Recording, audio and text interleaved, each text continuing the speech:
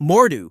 Mor'du was the main antagonist of Brave. He also has his own spin-off animation, The Legend of Mor'du. His ambition turned him into a nightmare. He's the most ruthless, power-hungry force Pixar unleashed on the world. Mor'du wasn't always a monster. Once he was a prince, proud and powerful, but his ambition was too great. He dreamed of ruling his kingdom alone and resented the loyalty his three brothers shared. When they refused to bow to his will, Mor'du crashed out and decided to find a way to take everything for himself. At his core, Mor'du was consumed by selfishness and an unrelenting hunger for power. He believed his strength and authority mattered more than family or unity, and his arrogance blinded him to the consequences of his actions. He saw others as tools or obstacles, with no regard for the devastation his ambitions would cause. This narcissistic mindset made him not just a villain, but the cause of his own downfall. When Mor'du begged a witch for the strength of 10 men, his wish was granted at a terrible cost: his humanity. Transformed into a monstrous bear, he became the embodiment of the rage and greed that had always defined him. Over centuries, he roamed the wilderness, a living nightmare with glowing eyes and unrelenting fury. Hopper.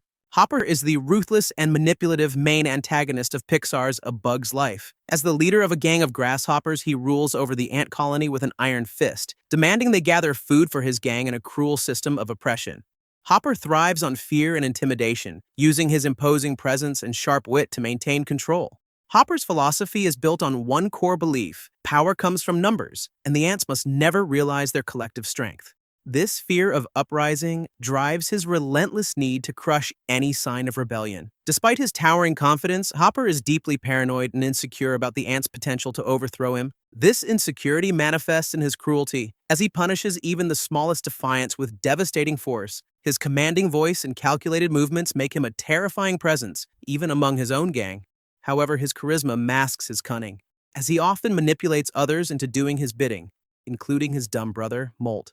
Hopper's downfall is a direct result of his inability to see the ants as anything more than helpless workers. When the colony finally unites against him, Hopper's confidence crumbles, revealing his ultimate fear: being overpowered by those he sought to dominate. His attempt to regain control through violence leads to his poetic end, as he is consumed by a bird, a natural predator he had dismissed as irrelevant, much like the ants. Ercol Visconti. Ercol Visconti is the cunning and manipulative main antagonist of Netflix's Leo. As the ambitious and self-serving principal of the school, he hides his true nature behind an act of professionalism and authority. Obsessed with maintaining control and furthering his own interests, Ercol frequently prioritizes his personal gains over the well-being of the students and staff. Ercol is known for his ability to twist situations to his advantage, using bureaucratic red tape and cunning words to manipulate those around him. While he presents himself as a model leader, his choices reveal a man who will stop at nothing to cause chaos and maintain his position of power. His polished demeanor is betrayed by his scheming and cold-hearted decisions, often placing him at odds with Leo and the students who seek to bring positive change to their environment. Despite his outward confidence, Ercol is deeply insecure about his reputation and fears being exposed as the fraud he truly is. This paranoia fuels his ruthless behavior, as he views every challenge as a potential threat to his authority.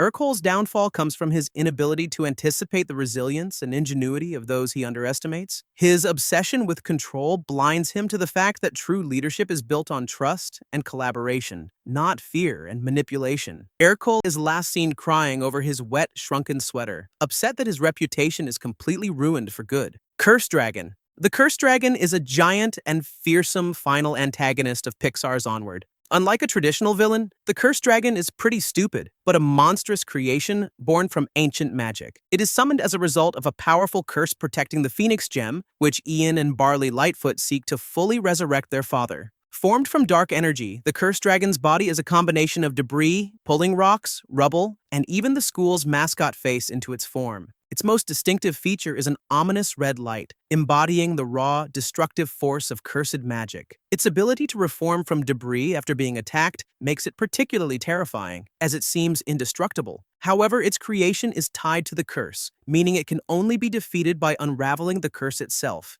Ian uses his newly mastered magical abilities to battle the beast head-on. Barley's support and determination bring the Cursed Dragon to a trap. This angered the Cursed Dragon, but its fate was already sealed. Its defeat is a triumphant moment, as the curse is shattered and the Phoenix Gem's power is restored. Charles Muntz. Charles Muntz is the mysterious and once-admired antagonist of Pixar's Up. Introduced as a world-renowned explorer and adventurer, Muntz captivated audiences in the 1930s with tales of his incredible discoveries. His fame soared after claiming to have found a rare, undiscovered species of giant bird in South America's Paradise Falls. However, when scientists dismissed his evidence as fraudulent, Muntz's reputation was shattered, and he disappeared into the jungle to prove them wrong, vowing not to return until he captured the elusive bird. Decades later, Muntz is no longer the charming and inspiring figure he once was. He becomes a bitter and paranoid recluse. Living aboard his colossal airship, the Spirit of Adventure, he dedicates his life to hunting the bird he calls Kevin. His desperation twists him into a ruthless man, willing to do whatever it takes to capture Kevin, even if it means endangering others. Muntz's intellect and charisma remain intact, but they are now tools of manipulation. He has trained a pack of loyal dogs equipped with high-tech collars, turning them into an army of trackers and enforcers. While his charm initially hides his darker nature, it quickly becomes clear that Muntz will stop at nothing, even resorting to violence and deceit to achieve his goal.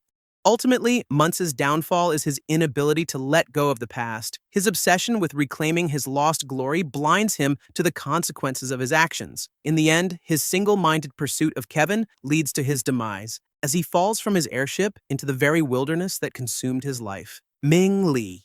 Ming Lee is the overprotective yet loving mother of Mei Lee, the main character in Disney and Pixar's Turning Red. Ming is a perfectionist with high expectations, fiercely dedicated to her family and their ancestral traditions. While she means well, her tendency to micromanage and control Mei's life often creates tension between them. Ming is deeply proud of her family's heritage, including the mystical gift, or curse, of transforming into a giant red panda, passed down through generations. This transformation was originally a blessing, meant to protect the family during times of danger, but in modern times, it has become a source of shame and secrecy. Ming herself underwent the transformation as a teenager, leaving her with a complicated relationship with the panda within her. Externally, Ming appears calm and composed, but when her emotions are triggered, her protective instincts manifest in dramatic ways. Whether it's confronting Mei's school crush or tracking her every move, Ming's actions, though embarrassing to Mei, stem from a place of deep care and fear of losing her daughter to the chaos of adolescence. Ming's own red panda transformation is a pivotal moment in the film. It reveals not only her immense power, but also the emotional scars she carries from her own youth. Her journey is one of learning to let go, embrace imperfection, and accept Mei for who she truly is, red panda and all. ThunderClap.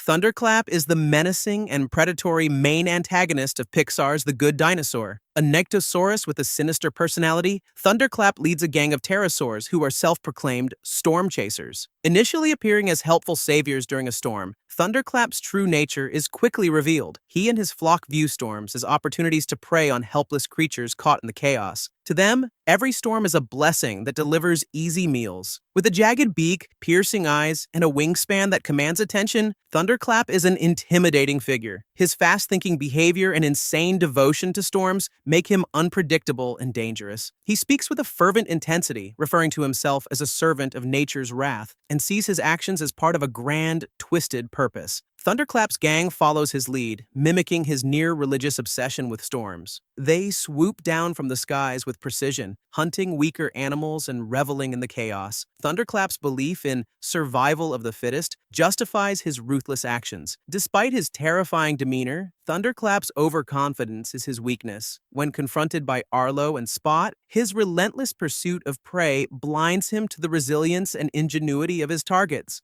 Chef Skinner. Chef Skinner is the opportunistic and sneaky main antagonist of Pixar's Ratatouille. As the head chef of the prestigious Gusteau's restaurant, he appears to be the rightful successor to the late Auguste Gusteau. However, Skinner's motives are far from pure. Driven by greed and a hunger for growth, he has tarnished the legacy of Gusteau by turning the restaurant into a brand for low-quality frozen foods, far removed from its former glory as a culinary landmark. Short in stature but brimming with hostility, Skinner is an intimidating presence in the kitchen. His fiery temper and penchant for micromanagement create an oppressive atmosphere for the staff. He is particularly suspicious of Linguini, the awkward young garbage boy who begins to show unexpected culinary talent. When Linguini's rise threatens Skinner's control over the restaurant and potentially uncovers a secret that could cost him his position, Skinner becomes obsessed with exposing him, resorting to underhanded tactics and espionage. He is often defeated by his own impulsive nature. His attempts to outsmart Linguini and his mysterious cooking partner, Remy the Rat, are thwarted by his inability to see the bigger picture. Skinner's defining trait is his relentless pursuit of power, which ultimately leads to his downfall. As his schemes unravel, he loses not only control of the kitchen, but also his position as head chef.